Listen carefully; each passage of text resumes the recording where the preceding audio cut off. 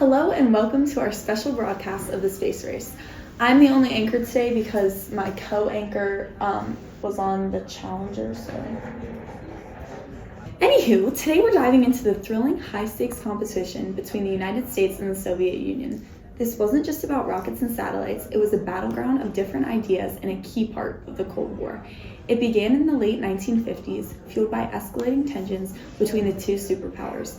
The Soviets took an early lead with the launch of Sputnik in 1957. The map of Sputnik and its launch can be seen here.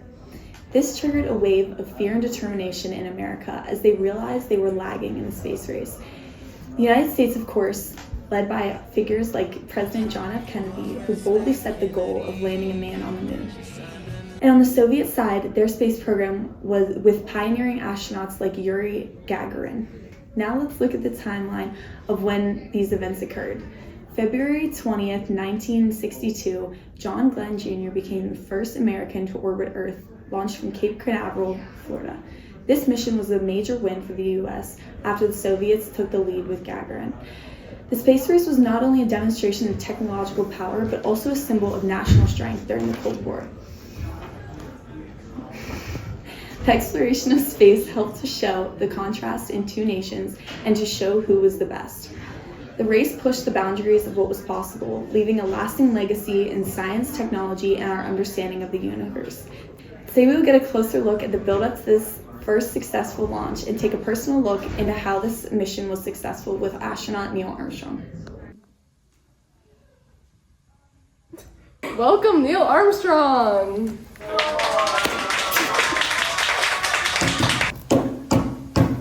Hi, it's nice to meet you. Nice to meet you too. It's an honor to be here. So I'm going to ask some questions. During the height of the space race between the United States and the Soviet Union, did you personally feel political pressure while preparing for the Apollo mission? I mean, yeah, there was certainly an awareness of the political stakes.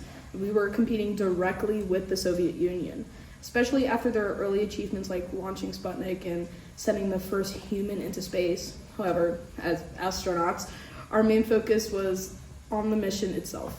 Safety, precision, and accomplishing the objectives. The political context was present, but our responsibility was to fly the spacecraft successfully. How did the competition with the Soviet Union influence the goals and urgency of the Apollo program? Well, the competition created urgency.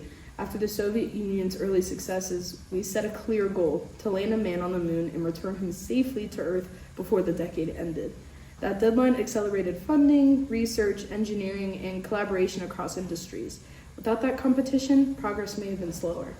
What was going through your mind knowing that the Apollo 11 represented a major milestone in the space race? At the time, I was concentrating on the technical tasks at hand.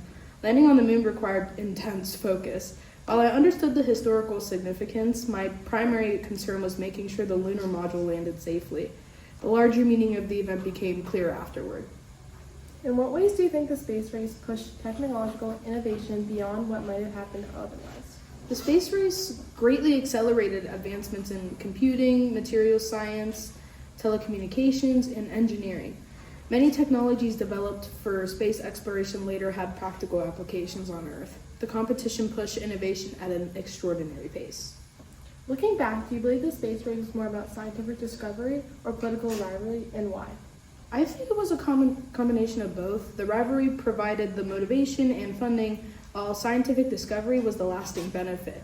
The political competition may have sparked the effort, but the knowledge gained and the technological advancements had a long-term global impact. Thank you, Neil Armstrong. You're welcome. We watch as the Apollo 11 spacecraft launches from Cape Kennedy. It's 9:32 Eastern Time as over 1 million spectators join us in person and millions more watch over live television. To overcome the Earth's orbital gravity, Saturn V requires a rocket 100 times more powerful than the Mercury boosters that launched the first American astronaut into orbit in 1961. We watch this tense moment knowing that the liquid oxygen, hydrogen, and kerosene required for this run the risk of exploding with the force of a small nuclear weapon. After one full revolution around the Earth, rockets pull the astronauts onto the trajectory to the moon. Almost 76 hours later, the astronauts achieve orbit around the moon under careful commands of Michael Collins. 110 hours after launch, running critically low on fuel, Armstrong and Aldrin land successfully on the lunar surface. As commander, Armstrong has the privilege of taking the first steps, followed closely by Aldrin. The two men spend the next 2 hours taking photographs, recording their impressions of the landscape, collecting piles of moon rocks and soil specimens, and deploying a package of scientific experiments, some of which would stay behind on the moon after they left.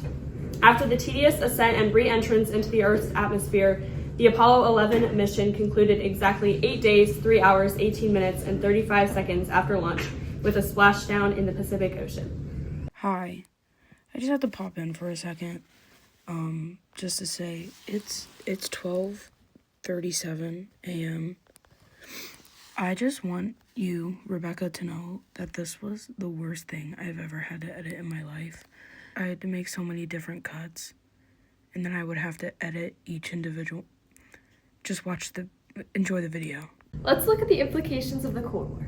In the short term, the space race led to major spending on space programs, around $7 to $9 billion, and brought many German scientists to both the United States and the Soviet Union, creating a small brain drain and pushing people to align with either communism or capitalism. In the long run, it advanced physics and expanded scientific knowledge. The space race increased tensions between the United States and the Soviet Union. There were fears about the militarization of space and strong nationalistic feelings on both sides.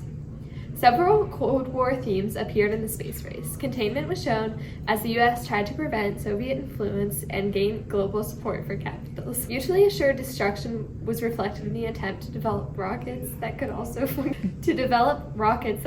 function as long-range missiles. Propaganda also played a major role in the space race. The United States used it to encourage public support and to influence non-aligned nations to side with capitalism by showing its technological power and political superiority over the Soviet Union. An example of this propaganda can be seen here. Overall, the space race was largely successful for the United States. The U.S. moon landing helped promote democracy, capitalism over communism, technological growth, and global dominance. However, there were setbacks. The Soviet Union launched the first satellite, Sputnik, making the U.S. look unprepared at first. Both nations also relied on German scientists without giving them much recognition.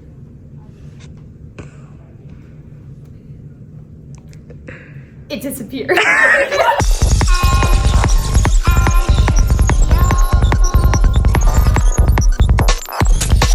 Keep going. To the first successful launch and a personal look into what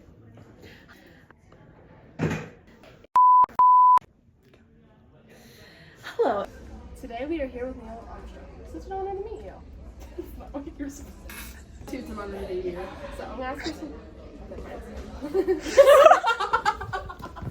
Hey, that's a bad question. Today we're here. Wait. Hi. Today I'm here with Neil Armstrong. It's an honor to meet you.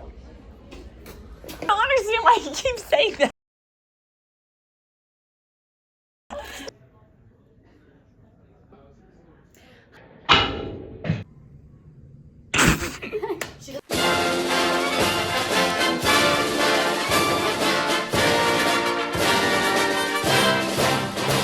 Helped promote. I swear to God. Just restart that sentence. Restart the sentence. Just restart the sentence.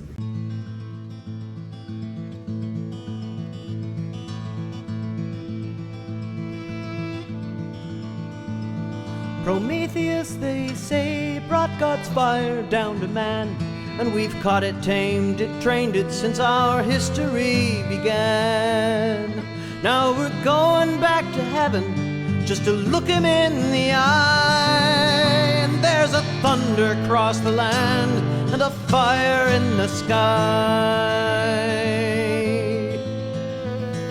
Gagarin was the first back in 1961, when like Icarus undaunted, he climbed to reach the sun.